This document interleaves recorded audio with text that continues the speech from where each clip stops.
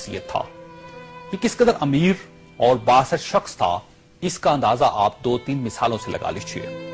ये लंदन में था, इसे शुमाली लंदन का एक घर पसंद आ गया। इसने वहीं खड़े खड़े ये घर 1 करोड़ पाउंड्स में खरीद लिया। ये पाकिस्तानी रुपए में 1 अरब 40 करोड़ रुपए बनते हैं।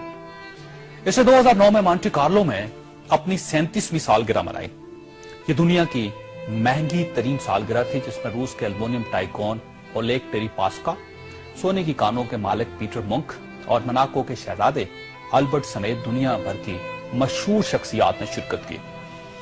ये पेंटिंग खरीदने का शौकीन था। इसके पास अरबों डॉलर के शाहपारे थे और ये तमाम शाहपारे इसके महलात में लगे थे। इसे 2006 में इजरायली अदाकारा ऑर्ली वेंसमैन अच्छी लग गई, तो इसने उसके गिर्द दौलत के अंबार लगा दिए। चुनांचे ये इसकी गर्लफ्रेंड बन गई और ये दुनिया की महंगी तरीन गर्लफ्रेंड थी। बरतानवी वज़ीर-ए-आज़म टोनी ब्लेयर इसे अपना जाती दोस्त कहता था और इस पर 10 डाउनिंग स्ट्रीट के दरवाजे हर वक्त खुले रहते थे। बरतानवी शाही खानदान ने इसे कई बार बकिंगम पैलेस और विंडसर कासल में लंच और डिनर दिए थे। ये लंदन और पेरिस में प्ले बॉय की जिंदगी गुजारता था और इसे दुनिया जहान के कानून तोड़कर बहुत खुशी होती थी। इसने एक बार पेरिस की शांज़-एलीज़े पर 120 किलोमीटर की रफ्तार से गाड़ी चलाकर पूरी यूरोपीय दुनिया को हैरान कर दिया और पेरिस की सिटी हुकूमत कोशिश के बावजूद इसका चालान न कर सकी। ये लीबिया की इन्वेस्टमेंट अथॉरिटी का सरबराह भी था और यह अथॉरिटी दुनिया के किसी भी मुल्क में किसी भी वक्त $10 बिलियन तक की सरमायाकारी कर सकती थी और यह एक बहुत बड़ा इस्तेहकाक था। इस शख्स का नाम नाज़रीन सैफुल इस्लाम है और ये लीबिया के साबिक हुक्मरान कर्नल कज़ाफी का बेटा है। सैफुल इस्लाम कर्नल कज़ाफी का वारिस और वली-अहद भी था और इसे दुनिया का इसके बारे में ख्याल था कि यह कर्नल कज़ाफी के बाद लीबिया का हुक्मरान होगा। ये इस कदर बासर था कि कर्नल कज़ाफी को न्यूक्लियर प्रोग्राम तर्क करने पर भी इसी ने कायल किया था। इसने बल्गारिया के उस मेडिकल ग्रुप को छुड़वाने में भी बड़ी मदद की थी जिस पर बच्चों को एड्स के टीके लगाने का इल्जाम था। बर्लिन नाइट क्लब और लाकरोबी धमाके के मुतासिरीन को मुआवजा भी इसी के हुक्म से जारी हुआ था। अब मैं आपको इसकी ताजा तरीन तस्वीरें दिखाना चाहता हूं।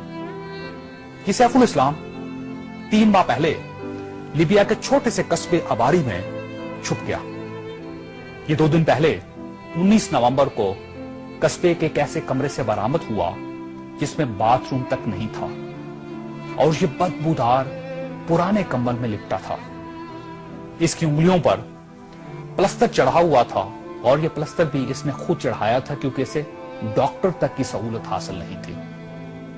ये सैफुल इस्लाम इस वक्त लीबिया की मौजूदा हुकूमत के कब्जे में है और पूरी दुनिया में कोई शख्स इस शख्स को पनाह देने के लिए तैयार नहीं जो 3 माह पहले तक मलका बरतानिया का शाही मेहमान बनता था और टोनी ब्लेयर इसे माय फ्रेंड कहता था और पेरिस की कंपनियां इसके लिए खसूसी खुशबू इजाद करती थी। यह है सवाल और ये तस्वीर दुनिया के उन तमाम हुक्मरानों और इनके खानदानों के लिए इबरत का सबक है जो इक्तदार को सब कुछ समझ लेते हैं और जो इस ज़ौम में मुब्तला हो जाते हैं कि इनके इक्तदार का दरख्त हमेशा सब्ज रहेगा।